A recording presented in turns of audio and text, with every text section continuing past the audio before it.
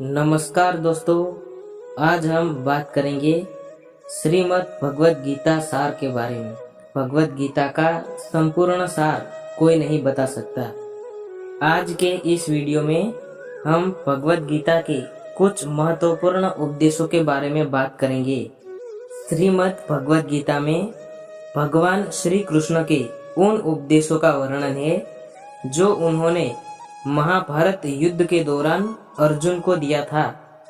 गीता में दिए गए उपदेश आज भी उतने ही प्रासंगिक है और मनुष्य को जीवन जीने की सही राह दिखाते हैं। गीता में 18 अध्याय और 700 श्लोक है जिनमें धर्म के मार्ग का अनुसरण करते हुए सद्कर्म करने की शिक्षा दी गई है। जीवन की सभी दुविधाओं और समस्याओं का हल गीता में मिलता है। माना जाता है कि गीता के बातों का अनुसरण करने से जीवन बदल जाता है और मनुष्य को हर काम में सफलता मिलती है। तो आइए जानते हैं श्रीमद् भगवत गीता की उन 5 बातों के बारे में जिन्हें अपनाकर कोई भी मनुष्य विजय प्राप्त कर सकता है। श्रीमद् भगवत गीता के अनुसार हर व्यक्ति को अपने मन पर नियंत्रण रखना चाहिए।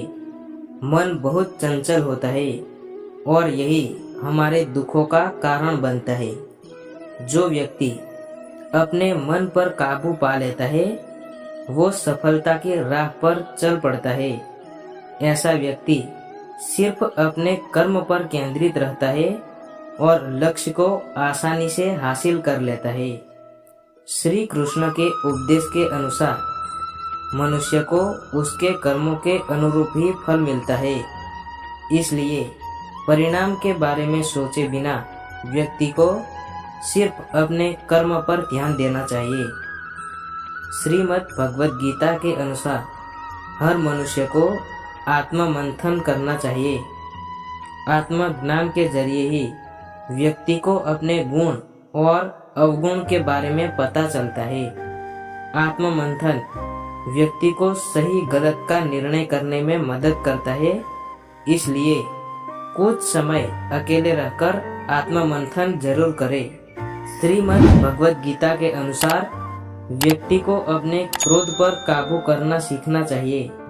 क्रोध आने पर व्यक्ति खुद पर नियंत्रण खो बैठता है और क्रोध के आवेश में आकर गलत काम कर बैठता है। क्रोध में लिए गए फैसले अक्सर गलत होते हैं जिससे व्यक्ति आगे चलकर पछताता है। इसलिए क्रोध आने पर खुद को शांत करने का प्रयास करें। भगवान श्री कृष्ण के अनुसार व्यक्ति को स्वयं का आंकलन करना भी बेहद आवश्यक है। जब आप खुद को नहीं समझेंगे तब तक आप स्वयं से जुड़ा कोई भी फैसला मजबूती के साथ नहीं कर सकते। जब मनुष्य अपने गुणों और कमियों को जान लेता है तब वह अपने व्यक्तित्व का निर्माण सही ढंग से कर पाता है। हमारे धर्म ग्रंथों में काम, क्रोध, लोभ, मोह और अहंकार को मनुष्य के दुख का मूल कारण बताया गया है और मनुष्य को इन 5 विकारों से छुटकारा पाने की बात भी कही गई है। लेकिन मैं इनसे छुटकारा पाने की बात नहीं करूँगा क्योंकि मुझे पता है कि आज के समय में इन 5 विकारों से परे होना किसी भी मनुष्य के लिए लगभग असंभव बात है। इसलिए आज मैं बात करूँगा हमारे जीवन और प्रकृति के बीच संतुलन की। परंतु सबसे पहले हमें यह समझना होगा कि काम, क्रोध और लोभ, मोह और अहंकार हमारे दुख के निर्माण में किस तरह अपनी भूमिका निभाते हैं। श्रीमद् भगवत गीता में भगवान श्री कृष्ण कहते हैं कि ये संपूर्ण जगत प्रकृति के अधीन है और इस जगत के सभी प्राणियों को प्रकृति के नियमों के अनुसार चलना पड़ता है। लेकिन हम इस पृथ्वी के सबसे बुद्धिमान प्राणी मनुष्य इतने मूर्ख है कि हम प्रकृति के विपरीत चलना चाहते हैं। हम जानते हैं परिवर्तन संसार का नियम है। कभी दिन, कभी रात, कभी सर्दी, कभी गर्मी, कभी धूप, कभी छांव, कभी दुख तो कभी सुख। यह सब सृष्टि के जीवन चक्र का एक हिस्सा है। फिर भी हम चाहते हैं कि जीवन में सब कुछ हमारे अनुकूल हो। हम जानते हैं हम जैसा बीज बोते हैं वैसा ही फल हमें मिलता है। फिर भी हम चाहते हैं कि हम बीज बोए बबूल का और उसमें से आम निकल जाए।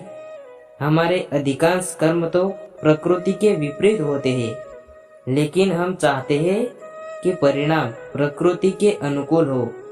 श्रीमद् भगवद गीता में भगवान श्री कृष्ण कहते हैं, संसार के हितार्थ के लिए निस्वार्थ भाव से कर्म करो और फल की चिंता मत करो।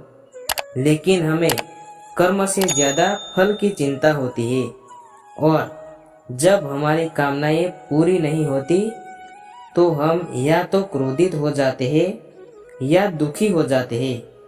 क्रोध हमारी बुद्धि और विवेक को हर लेता है, जिससे हमारे सोचने व समझने की क्षमता क्षीण हो जाती है और हम मानसिक व शारीरिक रूप से विक्षिप्त हो जाते हैं। तत्पश्चात एक विक्षिप्त मानसिकता वाला मनुष्य मन, कर्म और वचन से जो भी करता है वह उसके दुख को और भी ज्यादा बढ़ाने वाला होता है।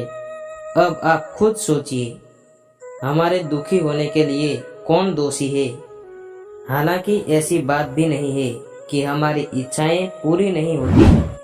हमारी कई इच्छाएं पूरी भी होती है, लेकिन जब हमारी इच्छाएं पूरी हो जाती है तो हमारा लोभ और बढ़ जाता है, जो आगे चलकर मोह का रूप ले लेता है। मोह का वास्तविक अर्थ होता है भ्रम, यानी हमें भ्रम हो जाता है कि हम किसी चीज के मालिक हैं। मोहवश हम संसार के भौतिक चीजों से अपना अस्तित्व जोड़ लेते हैं, जबकि भगवद गीता में भी कहा गया है कि परिवर्तन संसार का नियम है।